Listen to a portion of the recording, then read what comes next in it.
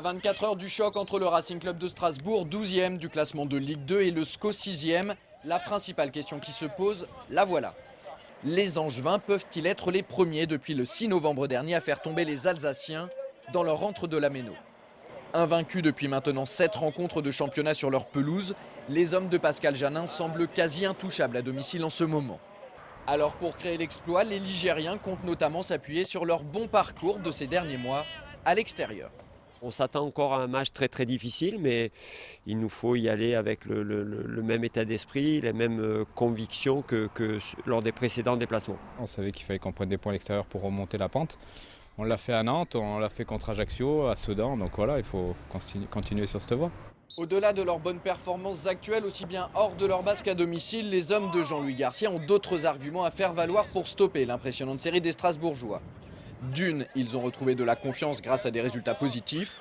Et de deux, ils comptent dans leur rang la meilleure gâchette du championnat en la personne d'Anthony Modeste. Je pense qu'en ce moment, le mental aussi peut faire la différence.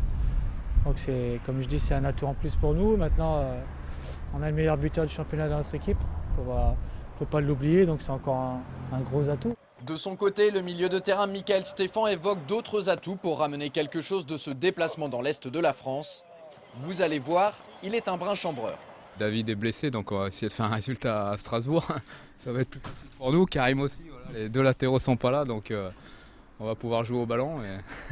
Plus sérieusement, Jean-Louis Garcia devra effectivement se passer des services de David Leray et Karim Djelabi, auxquels il faut ajouter le forfait de Gaëtan Charbonnier, touché aux adducteurs.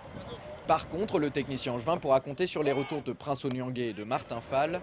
Résultat, voilà l'équipe qui débutera demain soir sur la pelouse du stade de la Mosson. Dans les buts, et ce n'est plus une surprise, on retrouve Kevin Olympa. La défense sera composée de Malik Couturier, Thomas Mieniel, Bruno Ekolemanga et donc Martin Fall. Au milieu, Michael Stéphane et Prince Onyangé seront chargés de la récupération, pendant que Captain Brunel et Charles Diers animeront les côtés. Enfin, la paire Claudio Quecherou-Anthony Modeste sera associée à la pointe de l'attaque. Strasbourg, c'est aussi le premier des deux déplacements consécutifs en l'espace d'une semaine pour les joueurs du SCO. Dans 8 jours, ils se déplaceront de nouveau, mais cette fois-ci dans le sud de l'Hexagone pour y affronter la formation d'Istres. Même si Jean-Louis Garcia ne préfère pas trop anticiper, il reconnaît que le match contre les Alsaciens pourrait conditionner celui face aux Provençaux.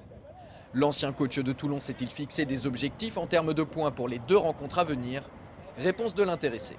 L'idéal, ça serait d'en gagner un des deux, parce que si nous venions à prendre 2 points, ça serait intéressant, ça voudrait dire qu'on est invaincu sur les 2 matchs, mais mathématiquement, ça ne fait pas trop avancer. Donc parfois, il vaut mieux prendre le risque d'en perdre un si on devait en gagner un. Mais bon, on ne va pas se projeter, on va mettre toute notre énergie sur le premier, sur Strasbourg. Et puis voilà, en essayant déjà de se mettre dans une bonne position avant d'aller à Istres. Mais on n'a pas projeté des points, mais c'est vrai que si à la sortie des 2 matchs à l'extérieur, nous atteignions la barre des 40 points, ça serait intéressant. Et Philippe Brunel, qu'en pense-t-il? On sait que quand on joue à l'extérieur, c'est pas facile. Ah, c'est moche, hein. C'est moche, c'est moche. Même si Michael Stéphane a participé à déconcentrer Philippe Brunel au cours de cette interview, le capitaine du SCO ne semble pas avoir trop la pression avant ces 2 matchs à l'extérieur. C'est peut-être la clé de la réussite.